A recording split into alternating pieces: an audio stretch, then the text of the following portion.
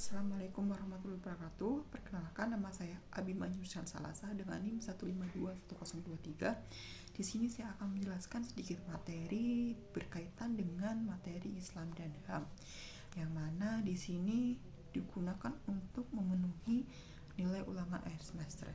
Yang pertama itu ada sejarah dan perkembangan HAM di Indonesia.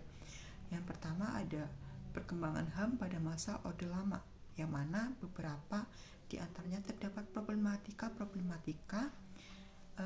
yang yang realitasnya itu bisa mempengaruhi dalam suatu perkembangan HAM yang ada di Indonesia. Yang pertama, partai politik semakin banyak. Namun pada masa itu partai politik tersebut mempunyai ideologi yang berbeda-beda. Nah, yang disayangkan pada masa ini partai politik tersebut berbeda-beda. Seharusnya dalam sebuah memenuhi kriteria HAM yang baik harus mempunyai ideologi yang sama, sehingga tujuan dan cita-citanya itu sama, sehingga bisa tercapai dengan baik.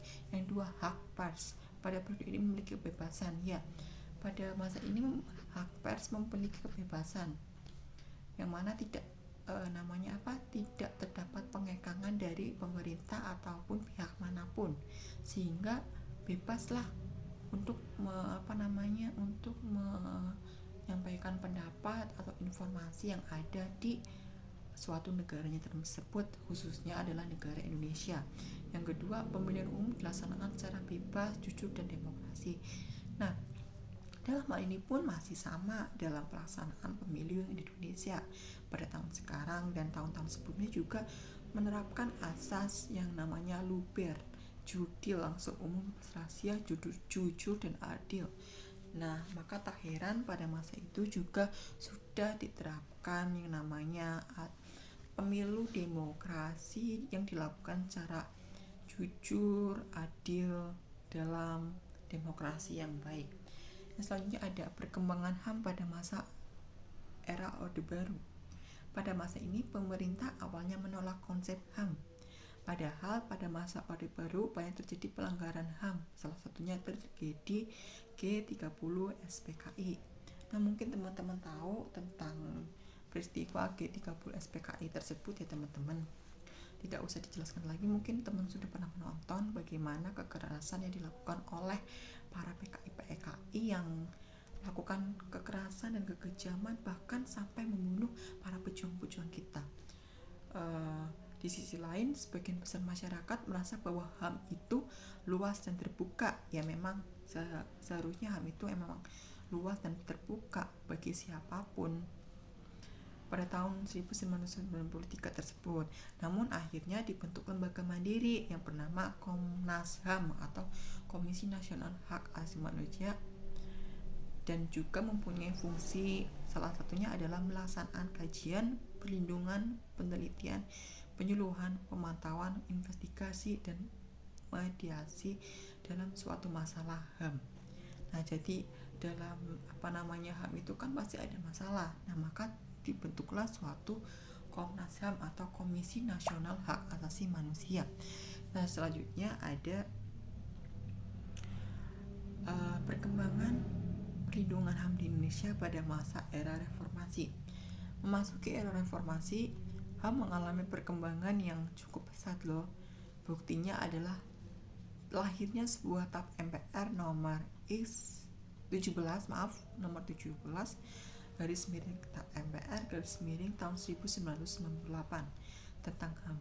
Selain itu, HAM juga mendapatkan perhatian besar dari pemerintah dengan melakukan amandemen UUD 1945 guna menjamin HAM agar yang mana terbitnya suatu peraturan itu terjamin gitu loh.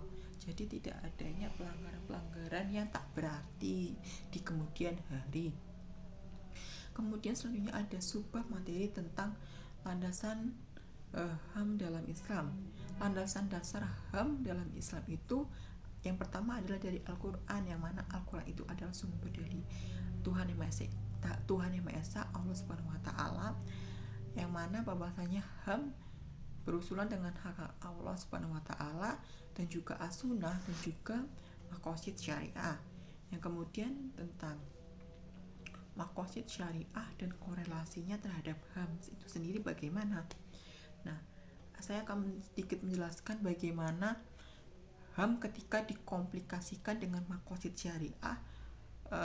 Dari hal ini, tujuan dari maqasid syariah sendiri adalah untuk kemaslahatan umat manusia, ya, atau kesejahteraan umat manusia, tentang baik buruknya suatu perilaku yang harus dilakukan maupun suatu perbuatan yang dilarang dari perbuatan manusia itu selama hidup di dunia. Dan korelasinya HAM yaitu ketika manusia berhadapan dengan permasalahan yang mendesak dalam keadaan terpaksa dan dalam keadaan yang sulit, maka maqasid memberikan alternatif untuk kesulitan dari suatu permasalahan tersebut akan mendapatkan titik jawaban atau titik temu ketika seseorang mengalami permasalahan tersebut. Contohnya adalah ketika terjadi tarik-menarik hukum terhadap kasus pencurian dan pencuri dalam kondisi krisis, apakah dipotong tangan atau tidak? Maka maqasid syariah ini sendiri itu memberikan solusi terhadap permasalahan tersebut dengan skala prioritas. Langkah praktiknya, pencuri tersebut tidak dipotong tangan dengan pertimbangan bahwa menjaga jiwa akibat suatu kelaparan lebih tinggi daripada menjaga harta. Jadi itu kayaknya lebih memilih tentang kemanusiaan daripada menjaga harta. Mungkin sedikit presentasi yang dapat saya sampaikan, kurang lebihnya mohon maaf karena keterbatasan materi yang dapat saya sampaikan. Kurang lebihnya saya mohon maaf. Wassalamualaikum warahmatullahi wabarakatuh.